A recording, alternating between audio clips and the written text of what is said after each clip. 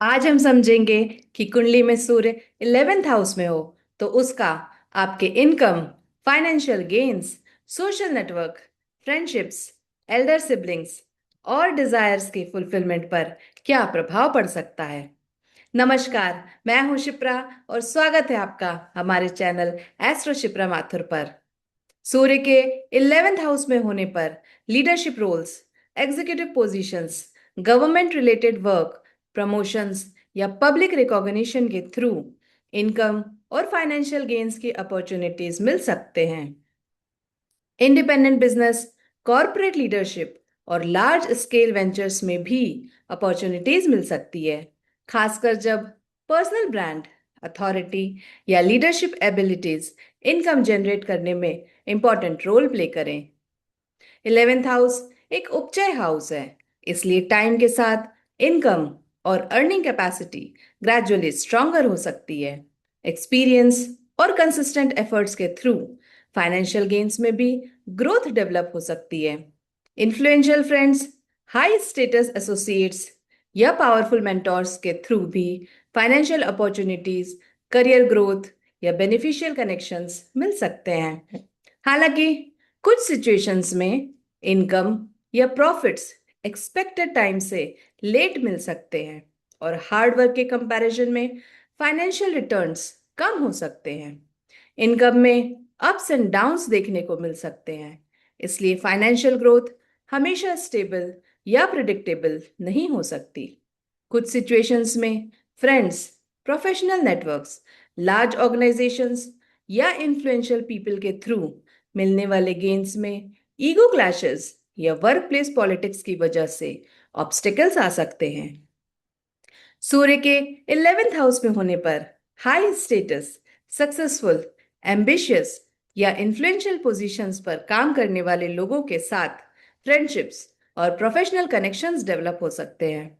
Social groups या communities में ऐसे लोग बैकवर्ड में रहने के बजाय नेचुरली एक्टिव रोल लेना, इवेंट्स ऑर्गेनाइज करना और ग्रुप में एक सेंट्रल पोजीशन ऑक्यूपाई करना प्रेफर कर सकते हैं। Large social networks, public communities या प्रोफेशनल ग्रुप्स के थ्रू वाइडर कनेक्शंस डेवलप करने और अपने सोशल इन्फ्लुएंस को एक्सपैंड करने की अपॉर्चुनिटीज मिल सकती है।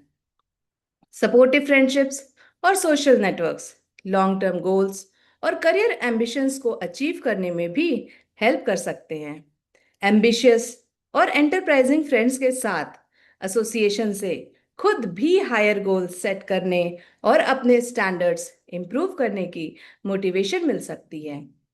हालांकि कुछ सिचुएशंस में सोशल सर्कल रिलेटिवली स्मॉल या सेलेक्टिव हो सकता है और फ्रेंडशिप्स इमोशनली ड्रेनिंग भी फील हो सकती है।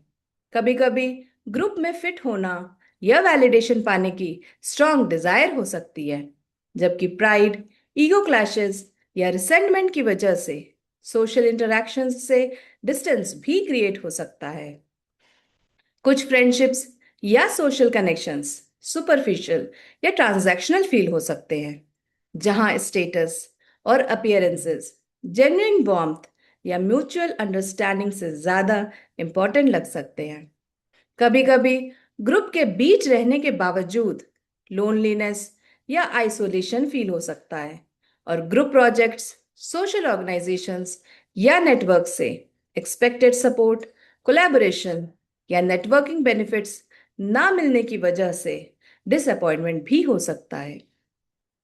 सूर्य के 11th हाउस में होने पर एल्डर सिबलिंग्स अथॉरिटी फिगर्स की तरह बिहेव कर सकते हैं और उनका रोल कैजुअल फ्रेंडशिप के बजाय मेंटोर, गाइड या स्ट्रिक्ट एडवाइजर जैसा हो सकता है।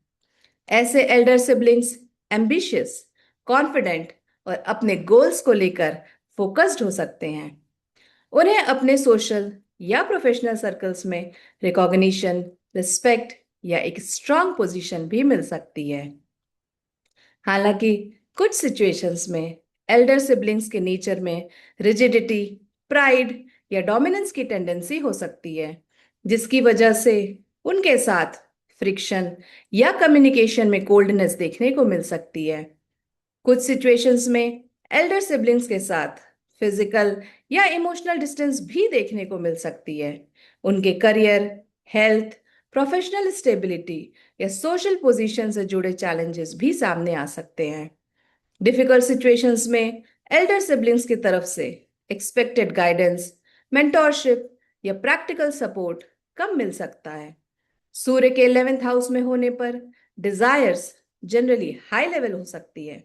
ऐसे लोग ऑर्डिनरी गोल्स की बजाय सक्सेस, स्टेटस, लीडरशिप और अपनी एक स्ट्रॉन्ग आइडेंटिटी बनाने की तरफ ज्यादा अट्रैक्ट हो सकते हैं। 11th हाउस लाभ भाव यानी गेन्स का हाउस है, इसलिए स्ट्रॉन्ग सूर्य या वेल प्लेस सूर्य वेल्थ, प्रॉफिट्स और फाइनेंशियल रिसोर्सेज में ग्रेजुअली ग्रोथ और गेन्स मिलने की पॉसिबिलिटी हो सकती है। ऐसे लोगों में अपनी विशेस और लॉन्ग टर्म गोल्स को अचीव करने की डिटर्मिनेशन स्ट्रांग हो सकती है। Authority figures, government connections, influential people या लार्ज ऑर्गेनाइजेशंस के थ्रू भी डिजायर्स की फुलफिलमेंट में सपोर्ट मिल सकता है। हालांकि कुछ सिचुएशंस में इंपॉर्टेंट डिजायर्स की फुलफिलमेंट में डिले या ऑब्स्टेकल्स आ सकते हैं। बड़े गोल्स और फाइनेंशियल गेन्स को अचीव करने में ज्यादा टाइम, एफर्ट और परसिस्टेंस की जरूरत पड़ सकती है। लॉन्ग टर्म गोल्स को लेकर कंसिस्टेंसी मेंटेन करना डिफिकल्ट हो सकता है, जिसकी वजह से गोल्स चेंज हो सकते हैं और इनिशियल एक्सपेक्टेशंस पूरी ना होने पर फ्रस्ट्रेशन फील हो सकती है। ये सूर्य के 11th हाउस के कुछ जनरल इफेक्ट्स हैं। हर कुंडली अलग होती है, इसलिए फाइनल प्रिडिक्शन हमेशा पूरी कुंडली को देखकर ही की जाती है। ओवरऑल कुंडली में सूर्य का 11th हाउस में होना income, financial gains, social connections, Elder siblings और डिजायर्स की फुलफिलमेंट से जुड़े इंपॉर्टेंट प्रभाव दिखा सकता है। लीडरशिप, इन्फ्लुएंशियल कनेक्शंस और कंसिस्टेंट एफर्ट्स के through financial gains, supportive networks और लॉन्ग टर्म गोल्स की फुलफिलमेंट में अपॉर्चुनिटीज मिल सकती है।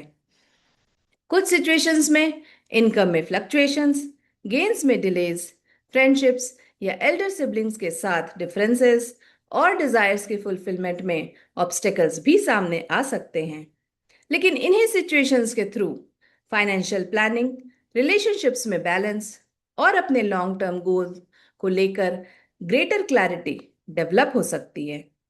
मिलते हैं अगली वीडियो में, जहां हम बात करेंगे सूर्य के 12th हाउस के इफेक्ट्स के बारे में।